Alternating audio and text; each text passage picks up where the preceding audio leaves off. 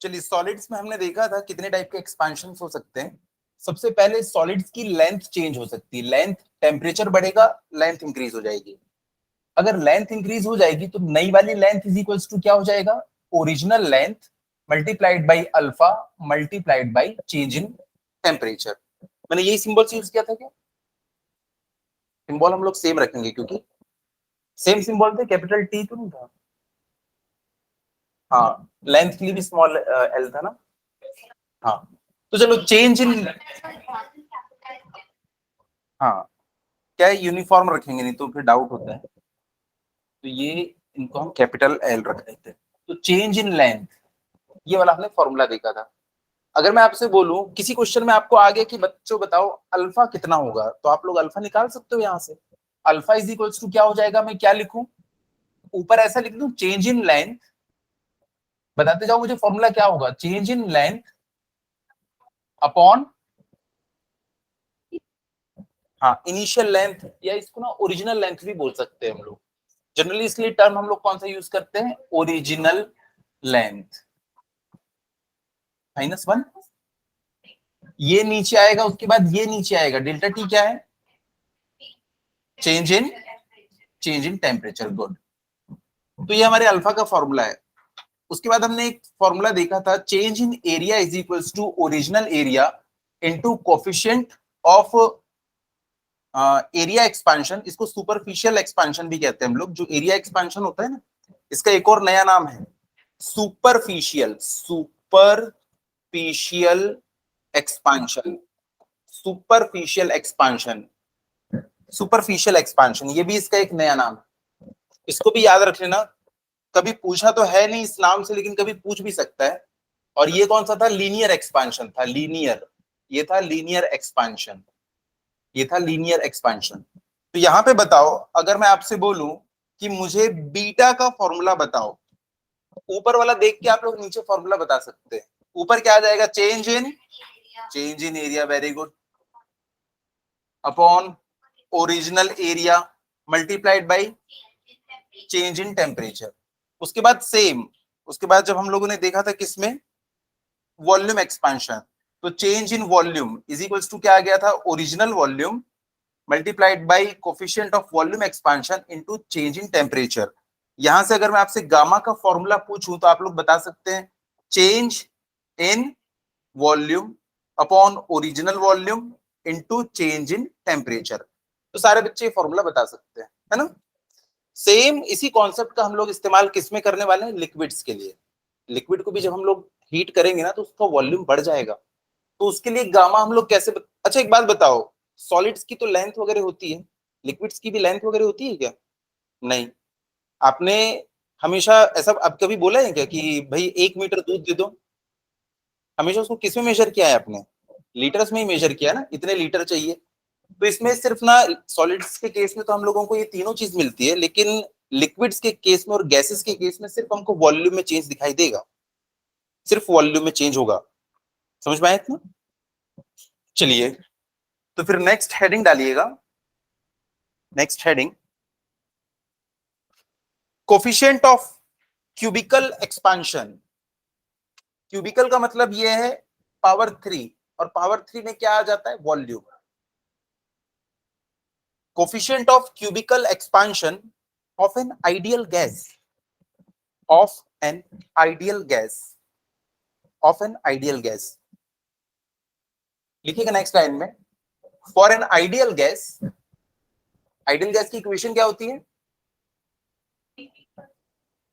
P V is equals to n R T. अगर मैंने pressure को कांस्टेंट रखा, नंबर ऑफ मोल्स भी तो कांस्टेंट है और आर की वैल्यू तो कांस्टेंट होती ही है। अगर मैंने टेम्परेचर को चेंज किया तो क्या लगता है, क्या चेंज होगा, ऑब्वियसली उसका वॉल्यूम चेंज हो जाएगा। भाई ये कांस्टेंट है, ये कांस्टेंट है, ये कांस्टेंट, टेम्परेचर बढ़ाओगे तो वॉल्यूम अपने आप बढ़ जाएगा, तभी तो एलएचएस इक्वल टू आरएचएस होगा। तो P is into change in volume is equals to NR change in temperature। Temperature में चेंज करोगे तो वॉल्यूम में चेंज आ जाएगा। ये है हमारा इक्वेशन नंबर 1, ये है हमारा इक्वेशन नंबर 2। इक्वेशन नंबर 1, इक्वेशन नंबर 2। अब मैं कर देता हूं equation 2 divided by equation number 1, तो क्या हो जाएगा, P del V upon PV is equals to NR delta T upon NRT। Cut पिट जाएगा और क्या बचेगा यहाँ पे, delta V upon V is equals to delta T upon T। बहुत इंपॉर्टेंट चीज आई है। यहां से देखो, मैं इसको ऐसा भी अरेंज कर सकता हूं, delta V upon V into delta T is equals to 1 upon T। कोई बच्चा बता सकता है ये क्या है? Coefficient of volume expansion, change in volume upon original volume into change in temperature. तो ये किसकी वैल्यू है? ये गामा फॉर गैस है, गामा फॉर गैस। तो मैं इसको ऐसा भी लिख सकता हूं, gamma for gas is equals to 1/T।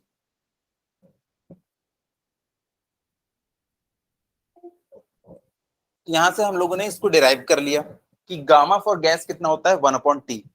ये हमें कैसे पता चला गामा है? हमने यही फॉर्मूला भी थोड़ी देर पहले देखा था। यहाँ पे हमने देखा था गामा क्या होता है, change in volume upon original volume into change in temperature.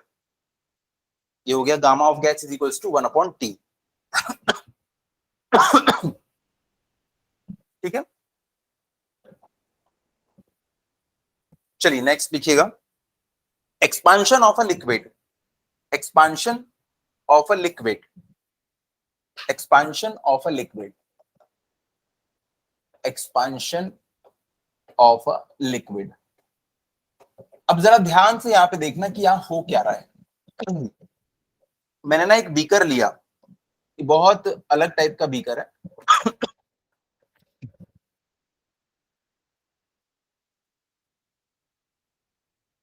ये देखो, ये जो इसकी गर्दन है ना, बहुत पतली सी गर्दन है।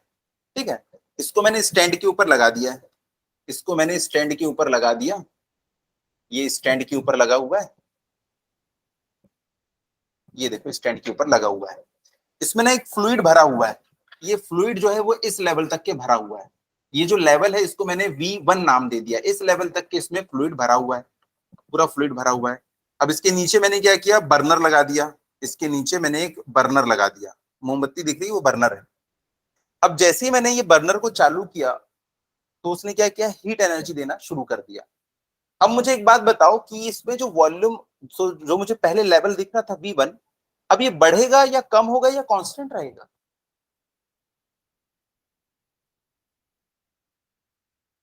कम होगा। क्या होगा? कम होगा। बढ़ेगा। बढ़ेगा। क्यों कम होगा? आंसर बिल्कुल सही है, कम होगा। नहीं, इवेपोरेट नहीं होने वाला है अभी, स्टार्टिंग में, अभी वो जस्ट हमने शुरू ही किया है। पता है, जैसे हम शुरू करते हैं, तो एक बात बताओ, पहले हीट लिक्विड को मिलेगी पहले या इस पॉट को मिलेगी? पहले पॉट को। पहले पॉट गर्म होगा तो पहले पॉट एक्सपांड हो जाएगा, और जैसे ही पॉट एक्सपांड होगा, अभी तो लिक्विड को हीट एनर्जी मिली ही नहीं है, तो पॉट एक्सपांड हो गया तो क्या होगा, लिक्विड का लेवल पहले नीचे आ जाएगा। तो बड़ा इंटरेस्टिंग फेनोमेना है ये।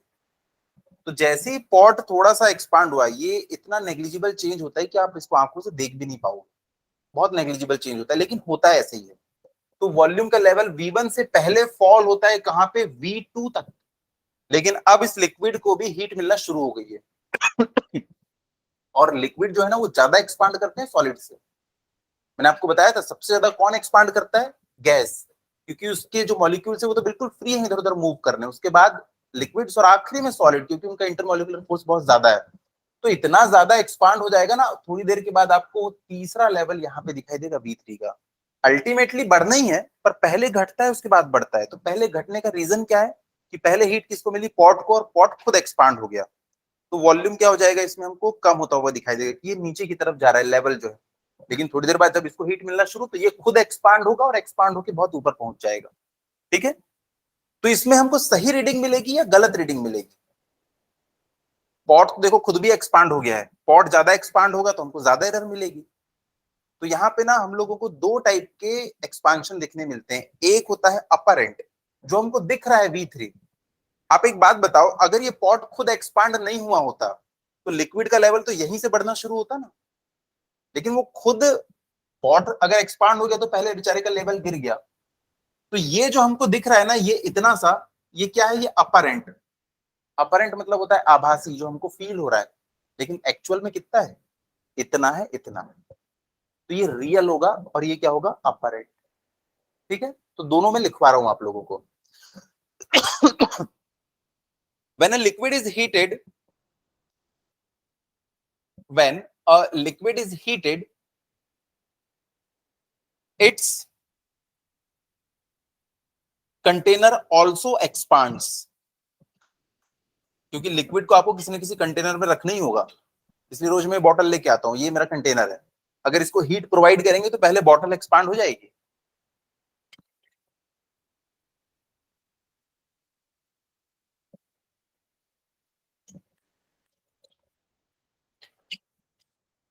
When a liquid is heated, its container also expands, full stop. The observed expansion of the liquid is called the observed expansion of the liquid is called apparent expansion। apparent expansion which is different from real expansion। तो एक apparent है फर्जी, क्योंकि उसमें ना pot का भी expansion added है, और एक है real expansion which is different from real expansion of the liquid। तो यहां पे लिखिएगा कोएफिशिएंट ऑफ, आप लोग लिखिए coefficient of apparent expansion, coefficient of apparent expansion. Apparent expansion, apparent मतलब होता है जो हमको दिख रहा है, जो हमको फील हो रहा है, बट वो एक्चुअल नहीं है। इसको मैं बोल दूंगा गामा ए। देखो वॉल्यूम एक्सपांशन है, इसलिए मैंने गामा सिंबल का यूज किया है। वॉल्यूम एक्सपांशन हो रहा है, पानी की लेंथ या सरफेस चेंज नहीं हो रही है, उसका पूरा वॉल्यूम चेंज हो रहा है। तो यहां पे मैं क्या लिखूंगा, apparent change, apparent change in in apparent change in अक्षर, ऊपर क्या आता है अरे गामा है, ऊपर में क्या आएगा, change in volume. Apparent change in volume divided by original volume, original original volume into change in temperature. तो ये अपरेंट है। कोई बच्चा थोड़ी देर के बाद देखेगा जब एक्सपेरिमेंट खत्म हो गया, सर इसमें तो सिर्फ इतना ही वॉल्यूम चेंज हुआ है। लेकिन जो बच्चा शुरुआत से मौजूद है उसने देखा कि बेचारे लिक्विड को जब पहले मिला नहीं था हीट, तो उसका लेवल तो यहां तक डाउन हो गया था। क्या इसमें लिक्विड की कोई गलती थी, नहीं। लेकिन जैसे ही अब इसको हीट मिलना शुरू हुई, ये यहां से लेके यहां तक के पहुंच गया। तो जो बच्चा बैठा था वो समझ जाएगा सर रियली में तो इतना इसमें एक्सपांशन हुआ है। लेकिन जो बच्चा बाद में आया उसने क्या देखा, सर इसमें सिर्फ इतना एक्सपांशन हुआ। उसके बाद नेक्स्ट लाइन में लिखना coefficient of real expansion, coefficient of real expansion, coefficient of real expansion, उसको हम लोग बोलेंगे गामा आर। इसमें आप लोग क्या लिखेंगे, real change in volume. Real gamma है तो इसमें वॉल्यूम आएगा, real change in volume to the original volume into change in temperature, original volume into change in temperature, original volume into change in temperature, original volume into change in temperature.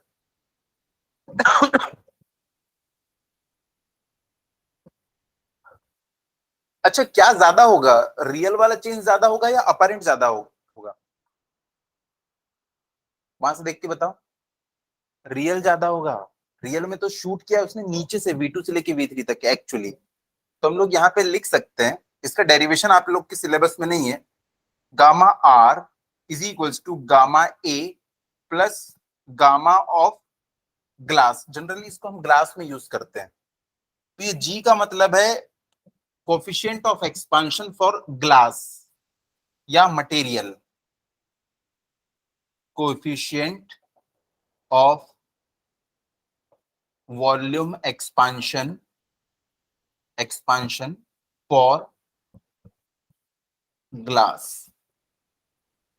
Glass का क्यों लिए? हमने ऐसा assume किया कि glass में हम experiment कर रहे हैं। ग्लास में ही क्यों कर रहे हैं? ताकि हमको दिख सके, नहीं तो दिखेगा नहीं ना, इसलिए ग्लास में करते हैं। तो यहाँ पे गैस मत समझ लेना, मटेरियल है, ग्लास का मटेरियल। चलिए नेक्स्ट लिखिएगा, क्वेश्चन लिखिए। Railway lines are laid, question numerical है। Railway lines are laid, LAID, with gaps. Railway lines are laid with gaps to allow for expansion. ये एक पटरी लगी होती है, उसके बाद ना दूसरी पटरी से चिपका के नहीं लगाते, इनके बीच में थोड़ा सा गैप रखते हैं, ठीक है। अलाउ फॉर एक्सपांशन, क्योंकि सन के कारण उनका टेम्परेचर बढ़ता है और उनमें एक्सपांशन होता है। Allow for expansion, full stop. If the gap between steel rails, if the gap between steel rails of 66 meter long, of 66 meter long is 3.63 centimeter, is 3.63 centimeter at 10 degree centigrade. जब 10 degree centigrade था ना, तो दोनों rails के बीच में 3.63 centimetre का gap था, comma. then at what temperature then at what temperature will the lines just touch, यानी वो गैप खत्म हो जाएगा, दोनों ऐसा एक्सपांड करेंगे कि वो गैप जो है वो जस्ट खत्म हो जाएगा। ये पहली वाली रेल लाइन है, ये दूसरी वाली रेल लाइन है। इसकी जो लेंथ है ना वो 66 मीटर है, और ये जो गैप है, ये गैप ये 3.63 सेंटीमीटर का गैप है। तो चेंज इन लेंथ कितना अलाउड है? इसने बोला ना जस्ट टच करना चाहिए, तो चेंज इन लेंथ कितना अलाउड है? जितना गैप है। उससे ज्यादा चेंज इन लेंथ पॉसिबल है क्या? नहीं। तो जितना गैप होता है ना, उतना ही चेंज इन लेंथ अलाउड होता है। तो आपको चेंज इन लेंथ क्वेश्चन में गिवन है कितना? 3.63 सेंटीमीटर। ओरिजिनल लेंथ आपको गिवन है 66 मीटर, है ना। क्वेश्चन में एक लाइन और है, coefficient of linear expansion of steel.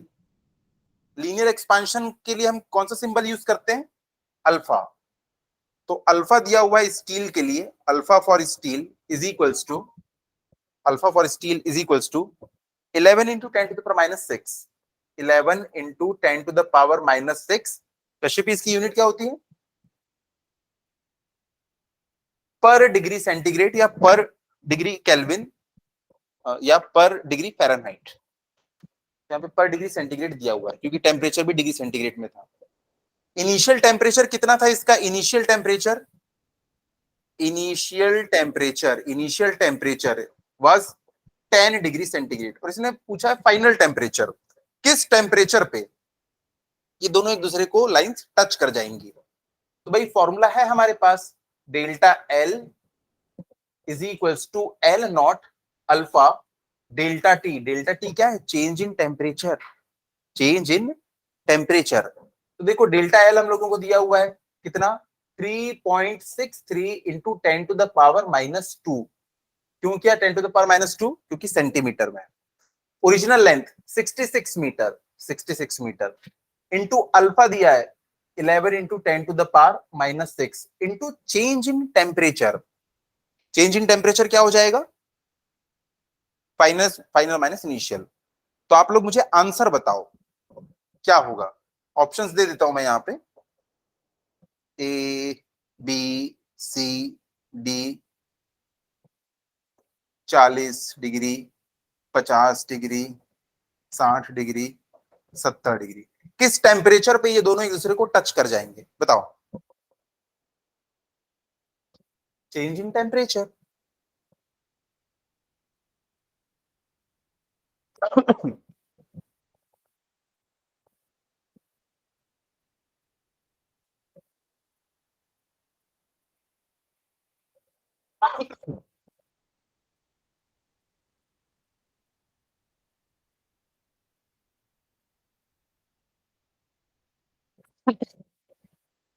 चलो यहां से मैं निकालने की कोशिश करता हूं delta T.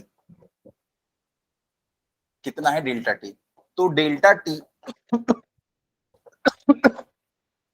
3.63 into 10⁻⁻² divided by 66 into 11 into 10⁻⁻6। किसी का आंसर आए तो बता देंगे।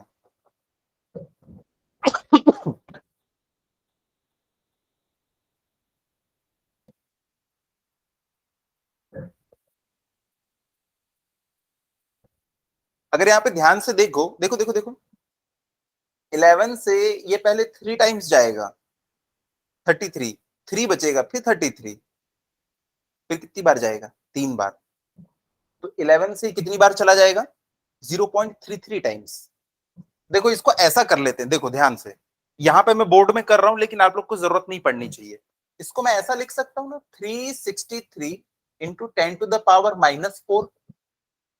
भाई डेसिमल को मैंने यहां ले आया जबरन, छोटे से को मैंने बड़ा बना दिया है, तो यहाँ 10⁻⁻2 को भी बढ़ाना पड़ेगा। Divided by 66 into 11 into 10⁻⁻6। अब 11 से कितनी बार चला जाएगा, 33 टाइम्स गया। 11 से ये 33 टाइम्स चला, ऊपर 33 और नीचे 66, क्या लिखूं, 1/2 लिख लूं, और 1/2 क्या होता है, 0.5। तो मैं डायरेक्ट इसको 0.5 लिख लेता हूं यार, 0.5 इंटू 10⁻⁻4, और नीचे कौन बचा, 10⁻⁻6। अब मुझे आंसर बताओ जल्दी।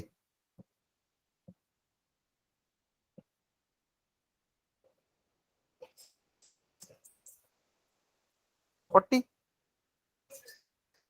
60 डिग्री सेल्सियस। यहां से जो 50 आ रहा है वो क्या आ रहा है, चेंज इन टेम्परेचर। वो चेंज इन टेम्परेचर है। पहले कितना था, 10, चेंज हो गया 50, तो कितना हो गया। हाँ, इसलिए मैंने ऑप्शंस दिए थे कि आप लोग 50 बोलेंगे। तो इसका सही आंसर कितना हो जाएगा, 60 डिग्री सेंटीग्रेड, क्योंकि चेंज आया है 50 degree centigrade, delta T. Change in temperature कितना होगा, फाइनल टेम्परेचर -10 डिग्री सेंटीग्रेड, यही तो होगा। Change in temperature, final temperature minus initial temperature, तो 60 डिग्री सेंटीग्रेड हमारा आंसर है। नेक्स्ट क्वेश्चन लिखो फटाफट।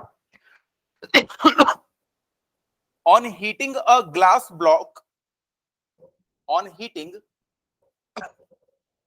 a glass block of 10,000 centimeter cube from 25 degree centigrade to 40 degree centigrade, 25 degree centigrade to 40 degree centigrade, its volume increases by 4 centimeter cube. मैं repeat कर रहा हूं, on heating a glass block of 10,000 centimeter cube from 25 degree centigrade to 40 degree centigrade, its volume increases by 4 centimeter cube. Calculate coefficient of linear expansion of glass. Calculate coefficient of linear expansion of glass. चलो फटाफट बनाओ।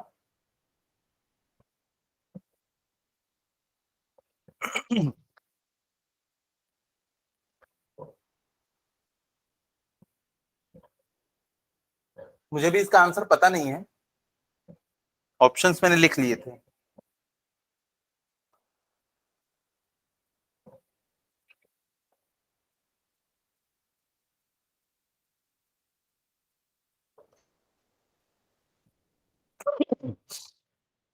Pen चलना चाहिए, pen.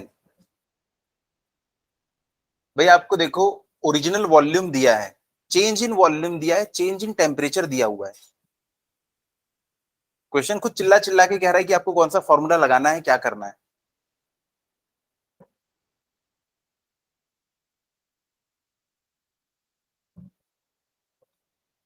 चीजों को तो सबसे पहले पहचानना आना चाहिए। ये है हमारा ओरिजिनल वॉल्यूम, ये है चेंज इन वॉल्यूम, सॉरी ये है चेंज इन वॉल्यूम, और यहां से हमको पता चल गया चेंज इन टेम्परेचर कितना है, 15 डिग्री सेंटीग्रेड। वी दिया है, डेल्टा टी दिया है, डेल्टा वी दिया है, अभी तक 3 बार आंसर आ जाना चाहिए।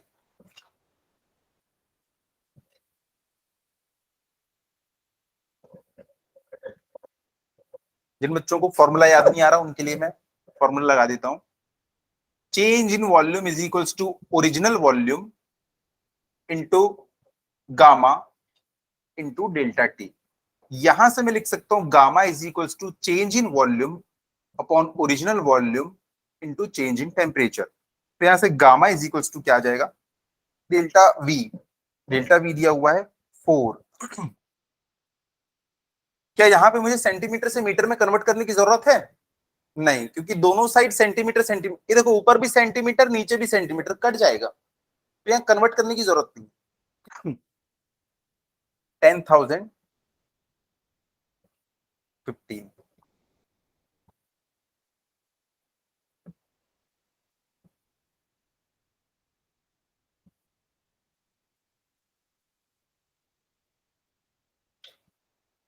इसको मैं क्या लिख सकता हूं, 10⁻⁻⁴, सॉरी 10⁻⁴, ऊपर जाके क्या हो जाएगा सीधा 10⁻⁻⁴। तो 4 इंटू 10⁻⁻⁴ डिवाइडेड बाई 15। छोटा सा कैलकुलेशन है, करो फटाफट।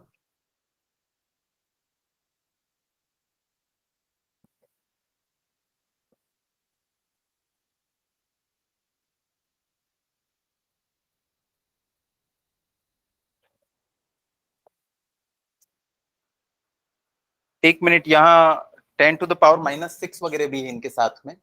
Into 10⁻⁻⁶ into 10⁻⁻⁶ into 10⁻⁻⁶ into 10⁻⁻⁶ B. और हमारा, हाँ अभी गामा आया है और मैंने देखो बड़े बड़े अक्षरों में लिखा है, calculate coefficient of linear. Gamma क्या होता है? Coefficient of volume expansion. और आपको रिलेशन पता है, alpha is equals to gamma by 3। तो गामा आया है, गामा वो होगा ऑप्शन नंबर बी।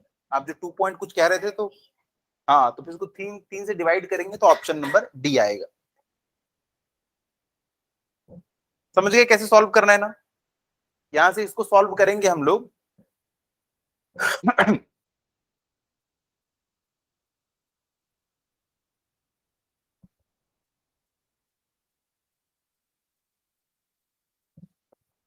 पता है, जो बच्चे कॉम्पिटिटिव एग्जाम की तैयारी करते हैं वो सीधा क्या करेंगे, इसके बाद वो लिख देंगे alpha is equals to 4 into 10⁻⁻⁴। नीचे क्या लिख देंगे, 15 इंटू 3। देखो ध्यान से देखो, 15 3 से कितना हो जाएगा, 45। ऊपर कौन है, 4, और नीचे कौन है, 45। मतलब समझ जाओ, ऊपर 40 और नीचे 45, 1 से कम आएगा, यानी कि 8.5 9 के आसपास कुछ आना चाहिए। तो वो ऑप्शन से ही पता कर लेते हैं। समझ पा रहे हो इस चीज को? ऊपर में देखो, मैं इसको ऐसा भी लिख सकता हूं, 40 इंटू 10⁻⁻⁵ डिवाइडेड बाई 45। 4 से, सॉरी 5 से कितना हो जाएगा, 8 टाइम्स, 8/9। 8/9 करके देखना कितना आता है। 8/9 कितना आएगा, 0.8 समथिंग ही आएगा। तो वो समझ जाएंगे यार 8 से जो भी आंसर आएगा वही आंसर है, तो वो कैलकुलेट नहीं करेंगे पूरा, यही आंसर। ठीक है, इवन अगर आपको एग्जाम में भी मल्टीपल चॉइस क्वेश्चन आता है, देख के सीधा आंसर लिखो, आगे बढ़ो। तो ऑप्शन को भी एक बार देखना है ध्यान से, फाइनल आंसर निकालने के पीछे ही नहीं पड़े रहना है। चलिए नेक्स्ट लिखिएगा।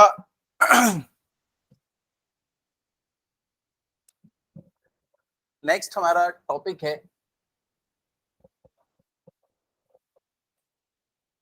Anomalous expansion expansion of water. बड़ा इजी सा टॉपिक है। इसमें एक चीज आपको याद होनी चाहिए, एक खास टेम्परेचर है 4 डिग्री सेंटीग्रेड। वाटर की जो डेंसिटी होती है ना, वाटर की density density of water is maximum maximum eight which temperature, 4 degree centigrade. ये देखो बहुत बड़े बड़े अक्षरों में लिख रहा हूं मैं, 4 डिग्री सेंटीग्रेड। पानी की डेंसिटी सबसे ज्यादा किस टेम्परेचर पे होती है? 4 डिग्री सेंटीग्रेड के ऊपर। तो देखो किसी ने ना एक एक्सपेरिमेंट कंडक्ट किया।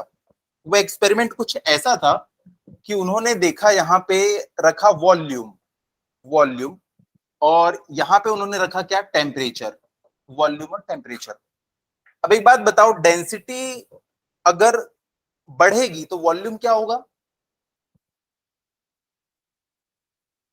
डेंस एक बात बताओ, डेंसिटी इज इक्वल टू क्या होता है? Mass upon volume. डेंसिटी कब बढ़ेगी? जब वॉल्यूम क्या होगा? डिक्रीज होगा। देखो वॉल्यूम छोटे से छोटा हो रहा है, मतलब छोटे से वॉल्यूम में बहुत सारा मटेरियल है, डेंसिटी बढ़ रही है। तो डेंसिटी और वॉल्यूम दोनों एक दूसरे के इनवर्सली प्रोपोर्शनल होते हैं। अगर इस छोटे से पेन को मैंने बहुत बड़ा बना दिया तो इसकी डेंसिटी क्या हो जाएगी? बहुत कम। बहुत कम मॉलिक्यूल्स होंगे एक पर्टिकुलर वॉल्यूम में।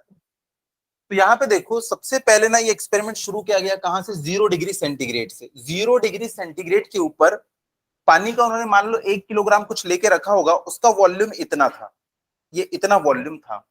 अब जैसे जैसे उन्होंने टेम्परेचर को बढ़ाना शुरू किया तो पानी का वॉल्यूम क्या होने लगेगा? हाँ, ये एक्सपेरिमेंटली कंडक्ट किया गया, एक्सपेरिमेंट कंडक्ट किया गया, उसमें देखा गया कि पानी का वॉल्यूम यार धीरे धीरे कम हो रहा है। हम टेम्परेचर बढ़ा रहे हैं और वॉल्यूम कम हो रहा है। एक ऐसा टाइम आया उसके बाद फिर इसका वॉल्यूम बढ़ने लगा। तो इसका वॉल्यूम मिनिमम हमको मिला है एक पर्टिकुलर टेम्परेचर के ऊपर। वो टेम्परेचर कितना था? 4 डिग्री सेंटीग्रेड। तो पानी का वॉल्यूम सबसे कम होता है 4 डिग्री सेंटीग्रेड पे। और सारे बच्चों को एक चीज पता है कि वॉल्यूम कम होता है तो डेंसिटी बढ़ती है। तो देखो, अगर डेंसिटी और टेम्परेचर के बीच में ये रिलेशन बनाओगे, ग्राफ बनाओगे, तो आप देखोगे 0 डिग्री सेंटीग्रेड के ऊपर अगर इतनी डेंसिटी थी, डेंसिटी धीरे धीरे बढ़ना शुरू करती है और 4 डिग्री सेंटीग्रेड पे मैक्सिमम होती है। तो धीरे धीरे डेंसिटी बढ़ना शुरू करी, उसके बाद डेंसिटी जो है ना वो कम होना शुरू हो जाती है। तो ये मैक्सिमम डेंसिटी हमको कहां पे मिलती है? 4 डिग्री सेंटीग्रेड के ऊपर। दुनिया में और कोई ऐसी चीज नहीं है जो ऐसा बिहेवियर शो करती हो। बाकी चीजों में पता है क्या होता है? ग्राफ कैसे बनता है? ग्राफ हमेशा ऐसा बनता है, जैसे जैसे आप टेम्परेचर बढ़ाओ, मैं यहाँ ग्राफ में बना दे रहा हूँ, आप लोग नहीं बनाना। जैसे जैसे टेम्परेचर बढ़ेगा, पता है उनका वॉल्यूम भी बढ़ना शुरू हो जाता है। उनमें ऐसा ग्राफ बनता है। बाकी दुनिया की सारी चीजों में सिर्फ वाटर ही है जिसमें ये आपको डिप देखने के लिए मिलता है। बाकी चीजों की जो डेंसिटी होती है, अगर उसका आप टेम्परेचर के साथ में ग्राफ बनाओगे तो वो ग्राफ ना आपको कुछ इस तरीके का देखने के लिए मिलेगा, ये ऐसा। वो हमेशा टेम्परेचर के साथ में डेंसिटी उनकी कम होने लगती है। लेकिन वाटर के केस में अलग है। 4 डिग्री सेंटीग्रेड के ऊपर आपको मैक्सिमम डेंसिटी मिलेगी, उसके बाद डेंसिटी फिर कम होने लगती है। इस चीज का फायदा ये होता है एक्वेटिक लाइफ के लिए। 4 डिग्री सेंटीग्रेड के पानी की डेंसिटी सबसे ज्यादा है।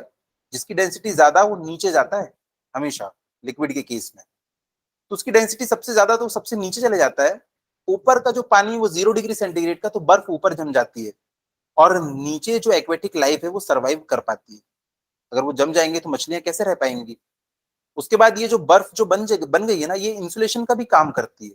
जो सराउंडिंग -15-20 डिग्री सेंटीग्रेड पे है, अब ये आइस जो है ना एक इंसुलेशन की तरह वर्क करती है, और वो नीचे का पानी जमने से बच जाता है। तो इसीलिए नेचर ने ऐसा बना के रखा है ये सिस्टम। और एक खास बात, इसकी वजह से क्या होता है कि जो आइस होता है ना वो फ्लोट कर पाता है, उसकी डेंसिटी देखो कम हो जाती है। आइस की डेंसिटी वाटर से कम होती है, इसलिए वो पानी पे फ्लोट करता है। इसलिए जब शिप जाते हैं ना तो उनको थोड़ा सा ऊपर आइसबर्ग निकला हुआ दिखाई देता है, वो समझ जाते हैं यहाँ आइसबर्ग है। सोचो अगर उसकी डेंसिटी पानी से ज्यादा होती तो वो नीचे डूबा हुआ होता। अब सोचो, टाइटैनिक में आप जा रहे हो, ये सी लेवल है, ये आपका टाइटैनिक है। टाइटैनिक जा रहा है और थोड़ा सा नीचे भी डूबा हुआ होगा ना आपका टाइटैनिक, पानी से नीचे। अगर ये आइसबर्ग ऐसा होता तो आपको दिख जाता है यहाँ आइसबर्ग है, आप उसके साइड से निकल लेते हैं। लेकिन अगर इसकी डेंसिटी ज्यादा होती पानी से, और ये नीचे में यहाँ पे आपका वेट कर रहा होता है ऐसा, आपको तो कुछ दिख नहीं रहा होता और आप सीधा जाके टकरा जाते। तो डेंसिटी कम होने की वजह से थोड़ा ही सही ऊपर दिख तो रहा है, उससे हमें पता चल जाता है कि ऊपर आइसबर्ग है। फिर भी तो टाइटैनिक नहीं बच पाया, क्योंकि हम नेचर से खुद को ऊपर मान लेते हैं, नेचर से ऊपर नहीं है हम लोग। ठीक है, लिखिएगा। तो आपको अगर बार बार अगर पूछे ना कि क्या होता है इसका एनोमलस एक्सपेंशन, तो सबसे पहले तो आप ये दोनों ग्राफ बना देना। ग्राफ कितना इजी है, वॉल्यूम कम हो गया फिर बढ़ गया, डेंसिटी जो है मैक्सिमम हो गई फिर धीरे धीरे कम हो गई। ये ग्राफ बना दोगे आपको फुल मार्क्स मिल जाएंगे, उसके बाद आपने क्या लिखा है वो पढ़ेगा भी नहीं, बस बड़े बड़े अक्षर में वहां पे 4 डिग्री 2-3 बार लिख देना। लिखो, almost all liquids expand, almost all liquids expand on being heated, on being heated मतलब उनका वॉल्यूम बढ़ता है, उनका वॉल्यूम बढ़ जाता है। हमेशा ये एग्जांपल याद रखना, क्लास में 30 बच्चे ठूस ठूस के बैठे हुए हैं, ठंडी के टाइम में चल जाएगा, लेकिन अगर गर्मी का मौसम आ गया तो भाई उनको फैल के बैठना होता है, तो हर चीज एक्सपांड होती है, इवन हम लोग। Almost all liquids expand on being heated but water behaves differently, but water behaves differently, full stop. Next line में लिखना, when water at 0 degree centigrade is heated, when water at 0 degree centigrade is heated, when water at 0 degree centigrade is heated, its volume decreases up to 4 degree centigrade। तो लिखिएगा, अभी 4 degree नहीं लिखेगा, volume decreases and therefore its density increases, and therefore its density increases until the temperature reaches 4 degree centigrade. जब तक 4 degree centigrade नहीं आता ये कार्यक्रम चलता रहता है, वॉल्यूम कम होता रहेगा, डेंसिटी बढ़ती जाएगी, वॉल्यूम कम होता जाएगा, डेंसिटी बढ़ती चली जाएगी।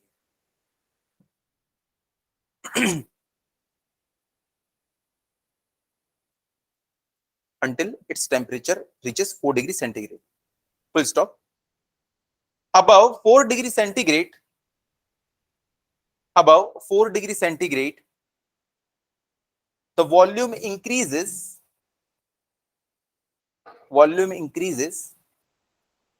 and therefore density decreases। यही है इसका एबनॉर्मल बिहेवियर। 4 डिग्री सेंटीग्रेड तक के इसकी डेंसिटी जो है बढ़ती चली जाती है, उसके बाद कम होना शुरू हो जाती है। उसके बाद आपने ये वाला स्टार पॉइंट तो लिखा ही होगा, density of water is maximum at 4 degree centigrade, ये इंपॉर्टेंट चीज है। उसके बाद नेक्स्ट लाइन में लिख लेना, प्रैक्टिकल इंपॉर्टेंस ऑफ, मतलब इसकी क्या खास बात है, इससे क्या हो रहा है, प्रैक्टिकल इंपॉर्टेंस ऑफ, ऊपर लिखा हुआ है anomalous expansion of water is survival of aquatic life। Practical importance of anomalous expansion of water is survival of aquatic life in very cold regions, in very cold regions। अपने यहाँ तो हमने कभी जमते देखा नहीं है, तो कोल्ड रीजन्स की बात हो रही है,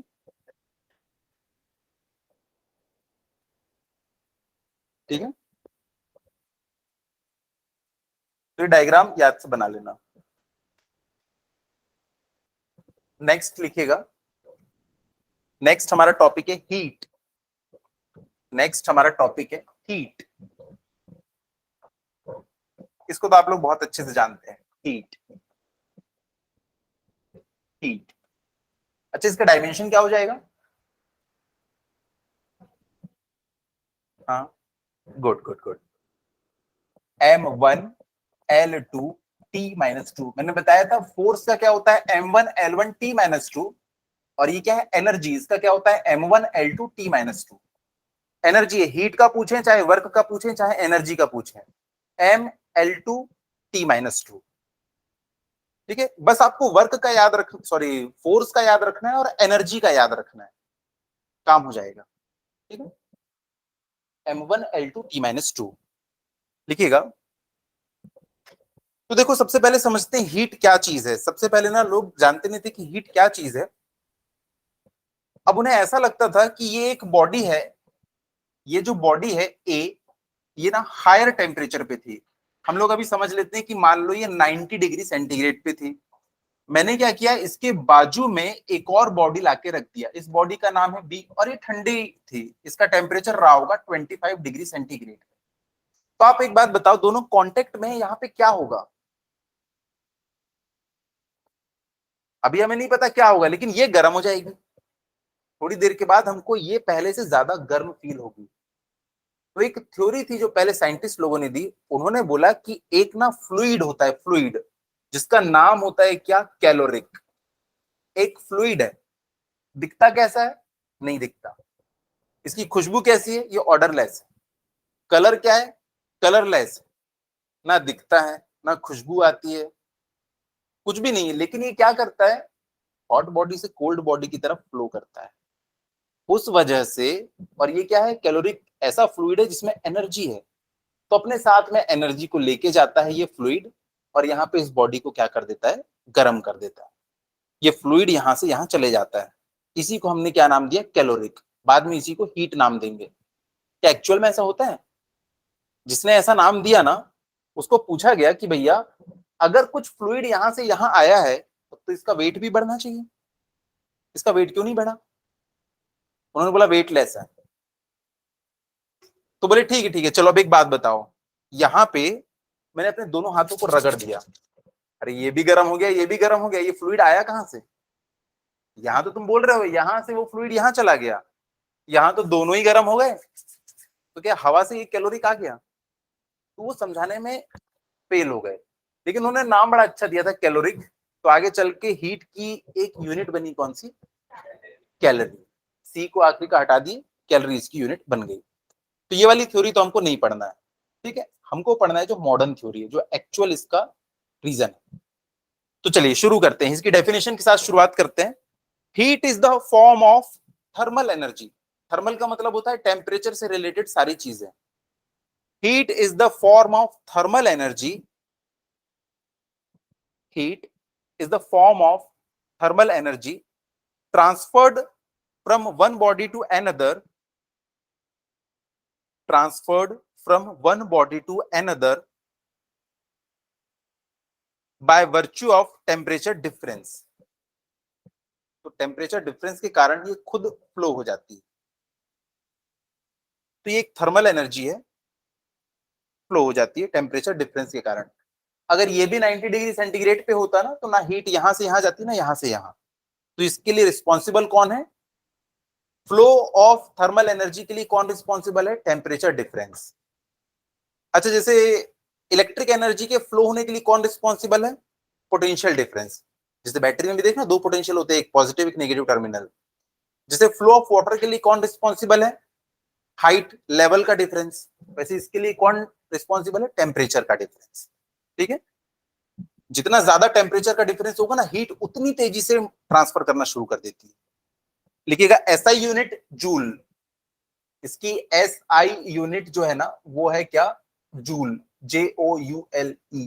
जेम्स प्रेस्कट जूल, इन्होंने बहुत काम किया था इसके ऊपर, इसलिए उनके ऑनर में इसको नाम दिया गया जूल।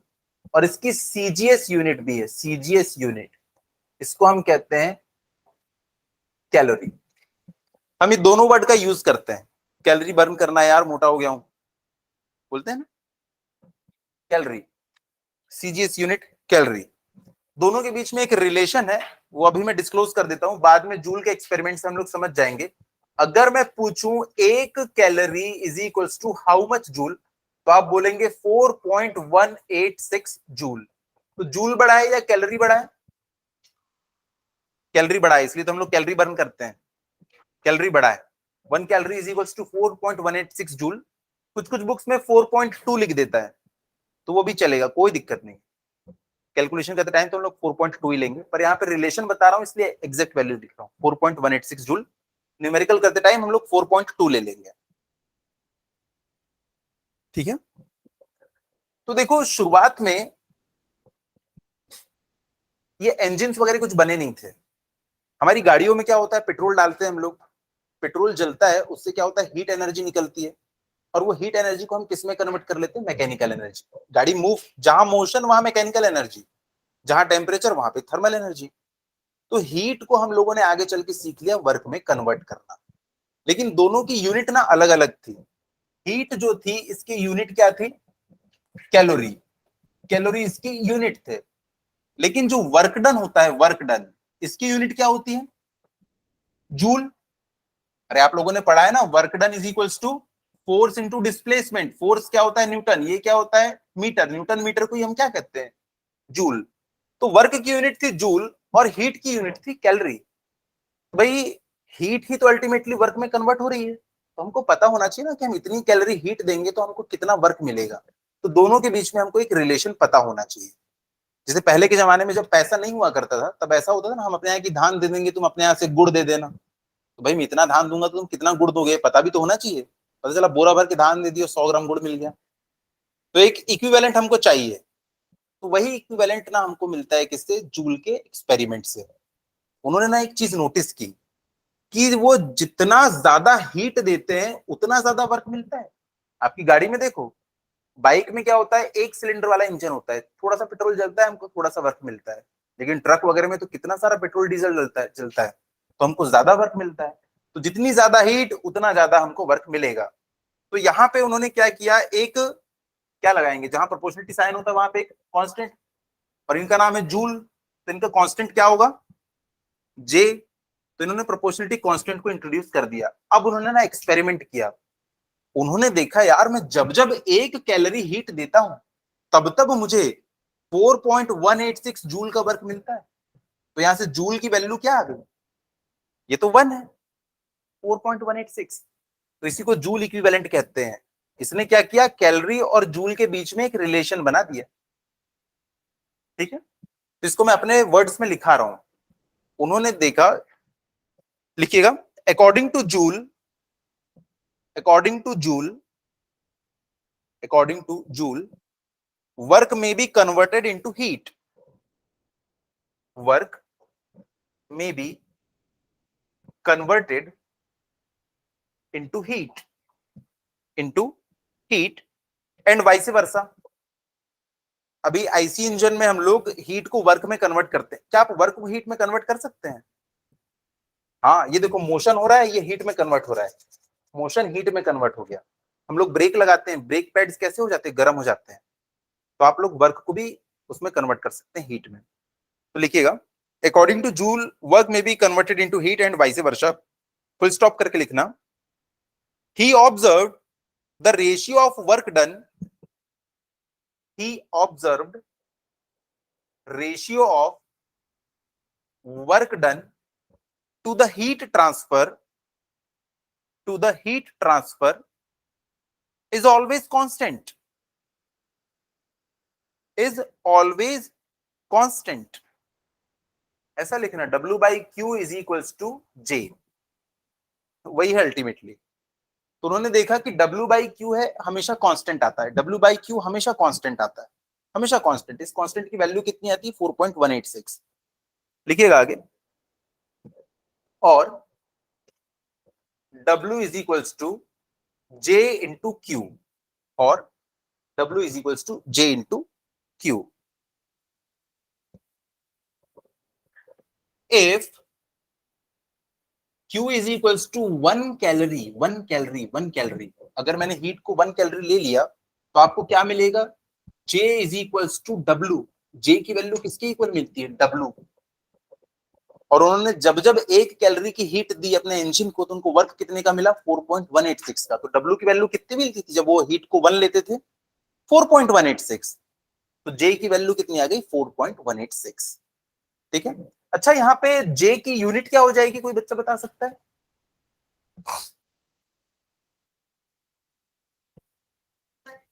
हाँ हाँ, जूल पर कैलोरी, जूल पर कैलोरी, जूल पर कैलोरी। इसकी यूनिट जूल पर कैलोरी। फॉर्मूले से ही आप यूनिट निकालेंगे, यूनिट याद नहीं रखनी है, जूल पर कैलोरी। नेक्स्ट लाइन में लिखना, here J is called joules, here J is called joules, joules mechanical equivalent of heat. इस कांस्टेंट की खास बात क्या है? उसने हीट और वर्क के बीच में रिलेशन बताया था कि भैया कैलोरी में हीट आती है और वर्क डन हमको जूल में मिलता है। तो इतनी कैलोरी हीट देने पे हमें कितना वर्क मिलेगा वो कैसे पता चलेगा? हमें इस कांस्टेंट से पता चलेगा। सर मेरे पास 5 कैलोरी हीट है, बताओ ना मुझे कितना वर्क डन मिलेगा। तो मैं क्या करूंगा? 5 इंटू 4.186, भैया इतना जूल का तुमको वर्क मिल जाएगा। उसके पहले ये पॉसिबल नहीं था। जैसे अभी अगर आप बोलोगे सर मेरे पास 5,000 रुपए है, मुझे कितना डॉलर मिल जाएगा, मुझे अभी एक्सचेंज वैल्यू पता नहीं है ना, लेकिन मैं गूगल करूंगा, मुझे पता चलेगा कि यार 80 रुपए का $1 है, हाँ तो भैया तुम्हें इतना डॉलर मिल जाएगा। तो वही एक कन्वर्जन बताता है हमको, जे जो है कन्वर्जन बताता है। लिखिएगा आगे, value of J is 4.186 joule पर कैलोरी, जूल पर calorie. Value of J is 4.186 joule पर कैलोरी।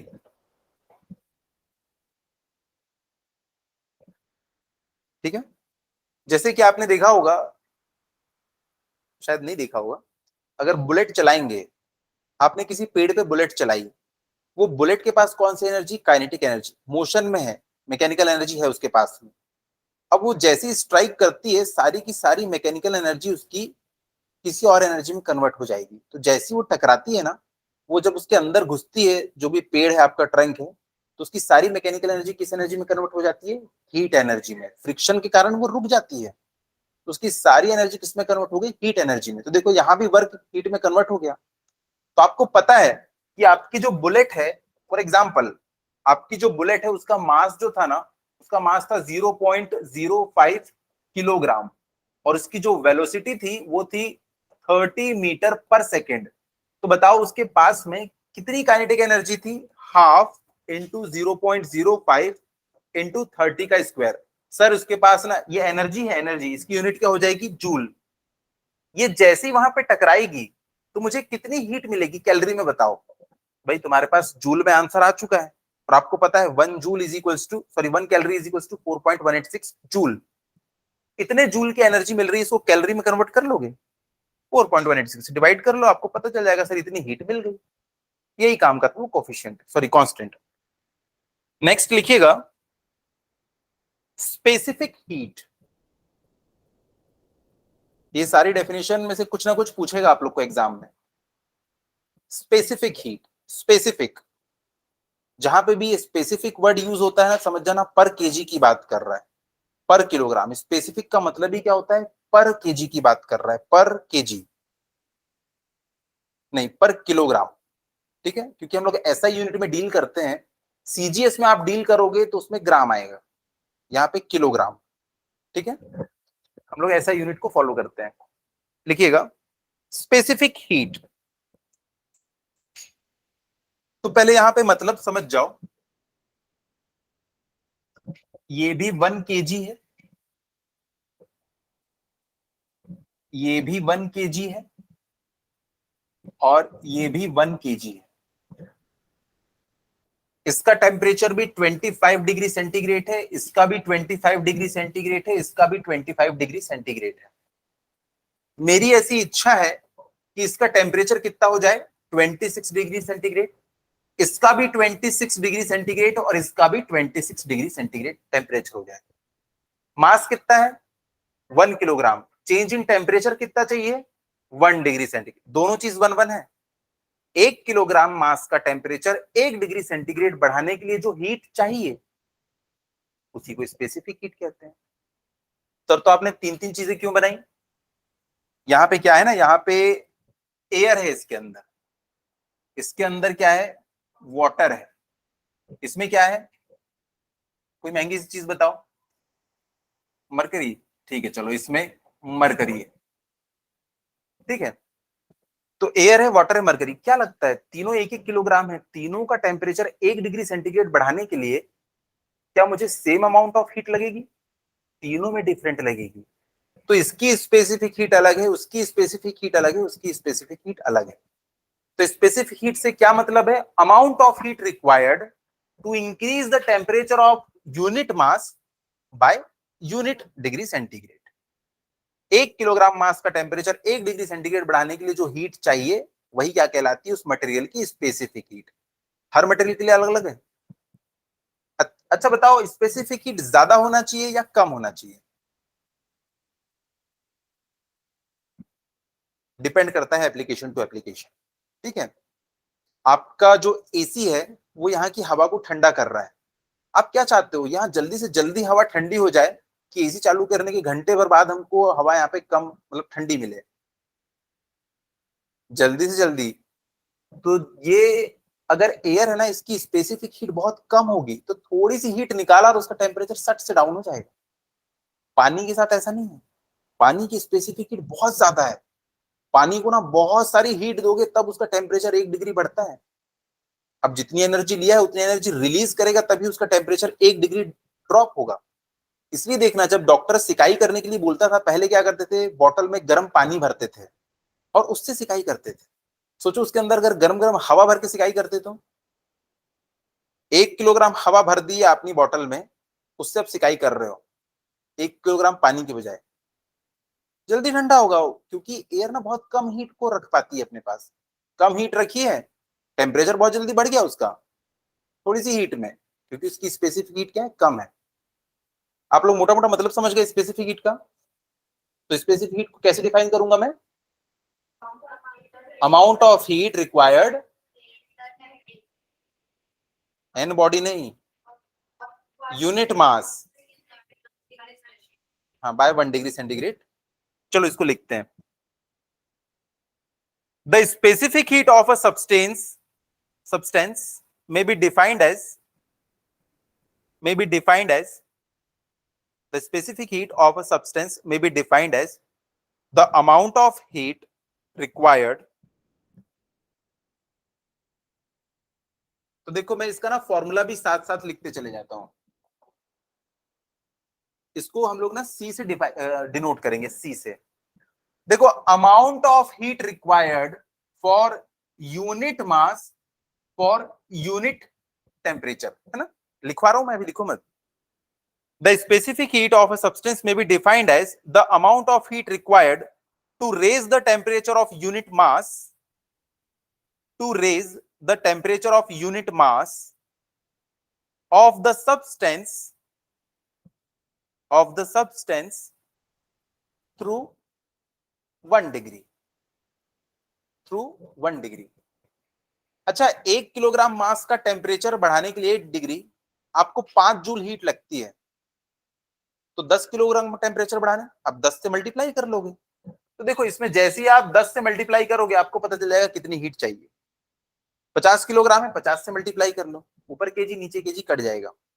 अब आपको 1 डिग्री से नहीं बढ़ाना है, आपको 10 डिग्री बढ़ाना है, तो ऊपर में इंटू 10 कर लो, तो ऊपर डिग्री सेंटीग्रेड नीचे डिग्री सेंटीग्रेड कट जाएगा, आपको आंसर मिल जाएगा।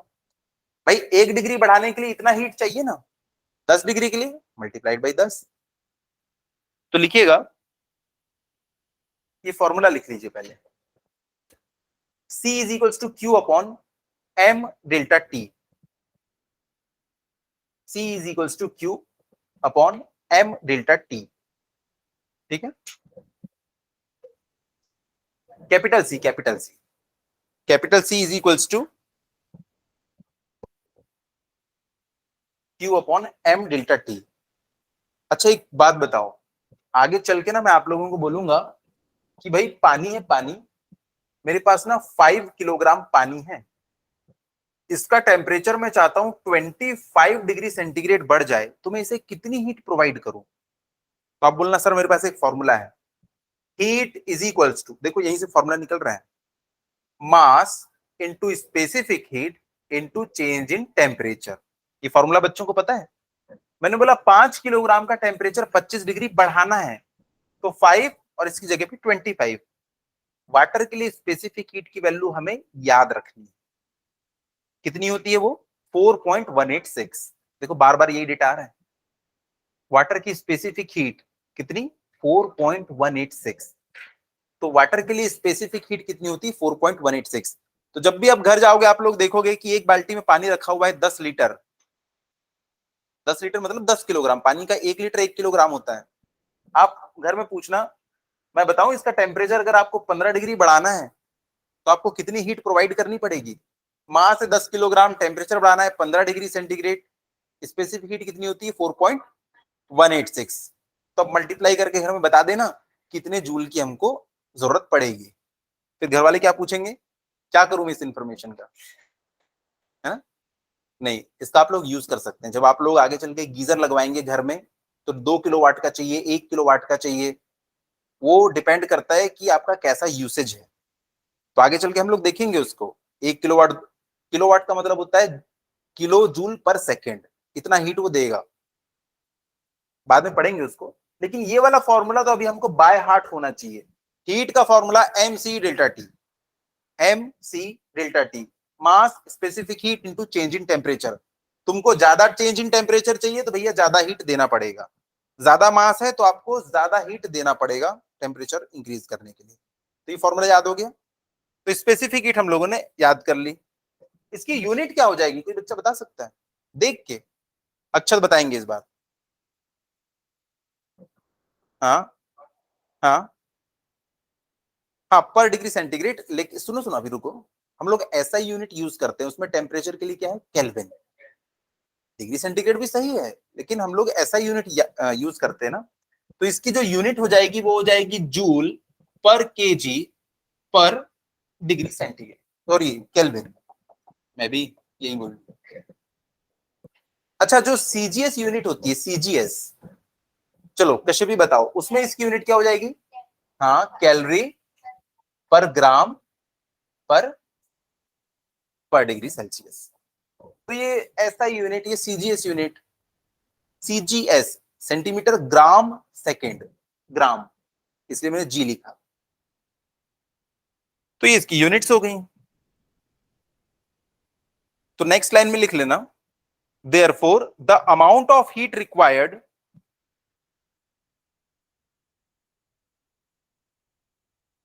therefore the amount of heat required to raise the temperature of m mass, small m, कोई सा मास है small m, the amount of heat required to raise the temperature of m mass through delta t।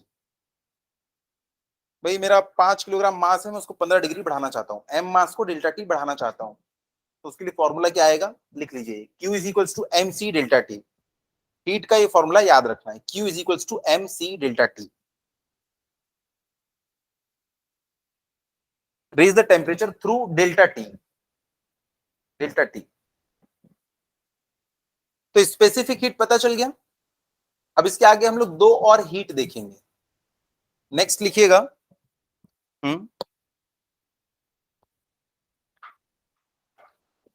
चलो एक question लिखो, question, question, अ, नहीं time है अभी।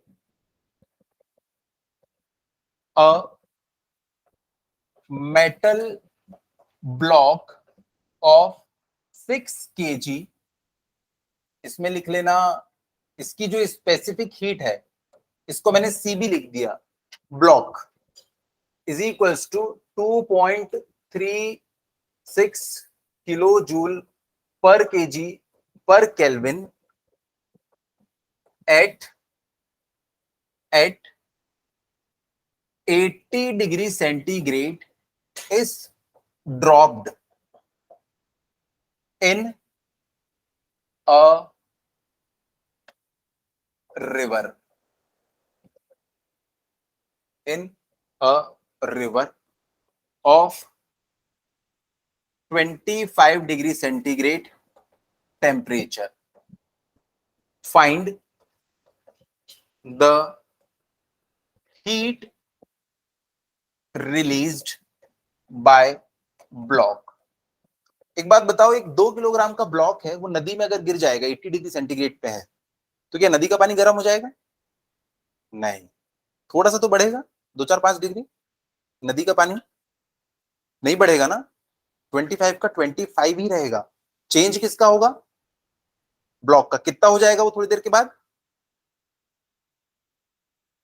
जितना रिवर का है उतना। तो देखो मेटल ब्लॉक का टेम्परेचर चेंज कितना आ जाएगा, 80 से 25।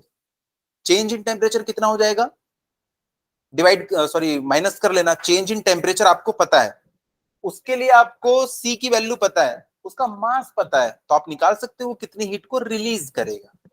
निकाल लेना। Solution, heat released by block is equals to Q is equals to MC delta T। यहाँ प्लस माइनस का आपको झंझट अभी बताऊंगा मैं। कितनी हीट रिलीज करेगा 6 इंटू ये कितना है 2.36 इंटू आंसर हमको पॉजिटिव लाना है तो मैं क्या लिखूंगा 80 माइनस 25। मैंने पहले ही बोल दिया हीट रिलीज हो रही है, इसका मतलब उसमें से हीट का लॉस हो रहा है, तो मुझे पहले से डायरेक्शन पता है। अगर मैं क्या लिखता final temperature minus initial temperature तो बताइए माइनस में आता। माइनस का मतलब क्या, हीट निकली है। आप अपने एटीएम की विड्रॉल शीट देखना, उसमें माइनस में लिखा है -5,000 रुपीज, मतलब पैसे विड्रॉ किए गए, प्लस 50 लाख रुपीज, तो उसमें पैसे आए हैं, तो इसका आंसर माइनस में आता। लेकिन मुझे पता है यार ऑब्वियसली हीट निकलने ही वाली है, तो मुझे हीट का मैग्नीट्यूड चाहिए, इसलिए मैंने क्या किया पॉजिटिव लाने के लिए 80 माइनस 25 कर लिया, लिख दिया मैंने हीट रिलीज्ड। तो ऐसा करके यहां से आपको Q की वैल्यू पता चल जाएगी, इतनी हीट रिलीज हो गई। तो ये छोटा सा इसका एप्लीकेशन है, हम लोग निकाल सकते हैं। नेक्स्ट अब हेडिंग डालिए।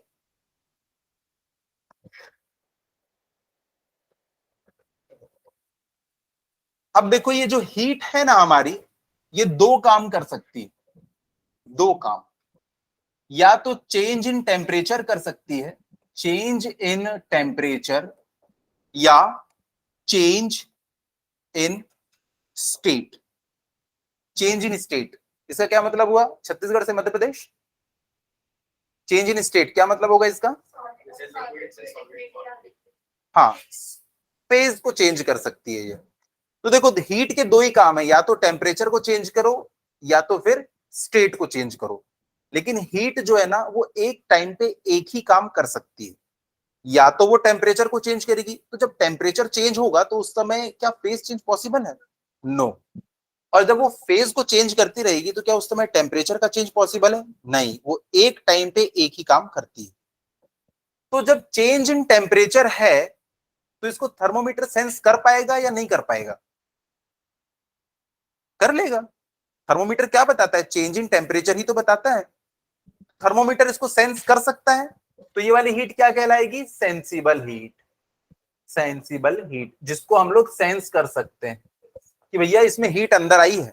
अगर टेम्परेचर ड्रॉप हो गया तो आप समझ जाएंगे हीट बाहर निकली है, सेंस कर लिया आपने, तो इसे हम क्या कहते हैं, सेंसिबल हीट। इसमें क्या होता है, टेम्परेचर तो इंक्रीज होता है या डिक्रीज, मतलब चेंज होता है, लेकिन फेज चेंज नहीं होता है, फेज चेंज नहीं होता है, फेज चेंज नहीं होता है।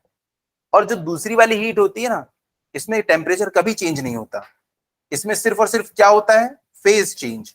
तो इसे हम कहते हैं latent heat. Latent heat, latent heat क्यों कहते हैं, क्योंकि ये लेटी हुई होती है। हाँ, मैं आपको एक ग्राफ के थ्रू दिखाऊंगा कि ये लेटी हुई होती है। नेक्स्ट क्लास में हम लोग ग्राफ देखने वाले हैं। जैसे मैं बोलूंगा ये हुआ हीट ट्रांसफर, फिर ये हुआ हीट ट्रांसफर, फिर ये हुआ हीट ट्रांसफर, 3 हीट ट्रांसफर है, उसमें से एक लेटा हुआ है, वो कौन सा होगा, लेटेंट हीट। यहाँ पे देखो टेम्परेचर है, यहां से यहां तक के टेम्परेचर बढ़ा तो ये सेंसिबल हीट है। ये लेटा हुआ है, इसमें देखो टेम्परेचर कांस्टेंट है, यहाँ का टेम्परेचर सेम है। तो लेटेंट हीट का नाम लेटेंट हीट क्यों है, क्योंकि वो लेटी हुई है। तो लेटेंट हीट, तो लेटेंट हीट इसमें टेम्परेचर चेंज नहीं होता, तो इसमें चेंज इन टेम्परेचर कम या ज्यादा नहीं होगा। हाँ, इसमें फेज चेंज होगा, फेज चेंज, फेज चेंज। तो हीट के दो काम, टेम्परेचर चेंज करो या फेज को चेंज करो, और एक टाइम पे एक ही काम करो। इसका जो फॉर्मूला आएगा वो हम लोगों ने अभी थोड़ी देर पहले देख लिया है, उसमें चेंज इन टेम्परेचर था ना फॉर्मूले में, एम सी डेल्टा टी, वही फॉर्मूला है, सेंसिबल हीट वही है जो हमने पढ़ा है? तो उसी को मैं लिखवा देता हूं अब अच्छे से आप लोगों को। देखिएगा, सेंसिबल हीट डैश करके लिखना, the heat which causes change in temperature of body, the heat which causes change in temperature of body. Temperature को बढ़ा भी सकती है, टेम्परेचर को कम भी कर सकती है, डिपेंड करता है। हीट अगर अंदर जा रही है सिस्टम में तो टेम्परेचर बढ़ेगा, बाहर आ रही तो कम होगा। हाँ, फॉर्मूला लिख लेना इसका, M C delta T. Change in temperature दिख गया, मतलब ये सेंसिबल हीट है। और दूसरा लिखना अब लेटेंट हीट, LATENT, हाँ लिखा हुआ है लेटेंट हीट, इसमें डैश करके लिखना, इसकी डेफिनेशन पूछता है, इसलिए इसको थोड़ा और अच्छे से लिखेंगे। The amount of heat required, the amount of heat required to change the state of, to change the state of the mass m, small m, to change the mass m of the substance, of the substance while its temperature remains constant, while its temperature remains constant is given by, is given by, लिखिएगा Q is equals to, board पे लिखा है Q is equals to M into L। देखो इसमें change in temperature नहीं दिख रहा है, यानी कौन सी हीट है हम देख के ही समझ गए, लेटेंट हीट है। इसकी वैल्यू एक्सपेरिमेंटली हम लोगों ने निकाल के रखी है। 1 किलोग्राम पानी को 1 किलोग्राम आइस में कन्वर्ट करने के लिए जितनी हीट निकालना पड़ेगा, या 1 किलोग्राम आइस को जो 0 डिग्री सेंटीग्रेड पे है, उसको पूरा मेल्ट करके 0 डिग्री सेंटीग्रेड का पानी बनाने हीट देना पड़ेगा। तो जो हीट देना पड़ेगा उससे टेम्परेचर चेंज नहीं हुआ, उससे फेज चेंज हुआ।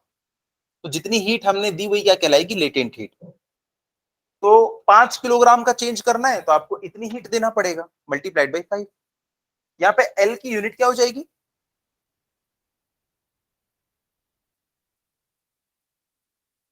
अदिति बताओ बताओ, लेटेंट हीट की यूनिट फॉर्मूले से बताना है। क्यू की यूनिट क्या होती है, जूल, और इसकी यूनिट, हाँ तो एल की यूनिट क्या हो जाएगी, जूल पर केजी। तो एल जो है वो है लेटेंट हीट, लेटेंट हीट, और इसकी यूनिट होती है क्या, जूल पर केजी। जैसे पानी के लिए मैंने आपको स्पेसिफिक हीट बताई थी, वैसे पानी के लिए मैं आपको लेटेंट हीट भी बता देता हूं। पानी का 2 बार फेज चेंज होता है, एक बार वो आइस से वाटर में कन्वर्ट होता है, यानी सॉलिड से लिक्विड में, और एक बार लिक्विड से वेपर में, है ना। तो अगर मैं आपको बोलूं कि लेटेंट हीट ऑफ मेल्टिंग, यानी कि आइस जो है वो कन्वर्ट होके किसमें, लिक्विड में कन्वर्ट हो रहा है, तो आपको 333 किलो जूल पर केजी की हीट देनी पड़ेगी। मतलब 1 किलोग्राम बर्फ है ना, उसको आप 1 किलोग्राम पानी बनाना चाहते हैं, तो आपको 333 किलो जूल हीट देना पड़ेगा, तब जाके वो पूरा का पूरा पानी में कन्वर्ट हो। वैसे ही लेटेंट हीट ऑफ वेपोराइजेशन, आपके पास 1 किलोग्राम पानी है 100 डिग्री सेंटीग्रेड पे, आप चाहते हैं कि वो कन्वर्ट हो जाए 1 किलोग्राम वेपर में 100 डिग्री सेंटीग्रेड का, तो आपको कितनी हीट देनी पड़ेगी बताओ, ज्यादा लगेगी या कम लगेगी। गैसियस फेज और ज्यादा खुला खुला होता है, मतलब आपको मॉलिक्यूल्स को दूर दूर भेजना है, वो करीब करीब होता है 26 नहीं 2250 kilo joule per KG. 1 kilogram पानी को 1 किलोग्राम स्टीम में कन्वर्ट करने आपको इतनी ज्यादा हीट देना पड़ेगा, 2250 किलो जूल। इससे कितने टाइम्स ज्यादा है। देखो बुक में ये 334 भी लिखा होता है, किसी में 332 भी है, सब चलेगा, कोई दिक्कत नहीं। ये 2260 मिलेगा किसी बुक में, किसी किसी बुक में 2240 मिलेगा, तो घबराना नहीं है, सब चलता है। तो वेपोराइजेशन के लिए इतना।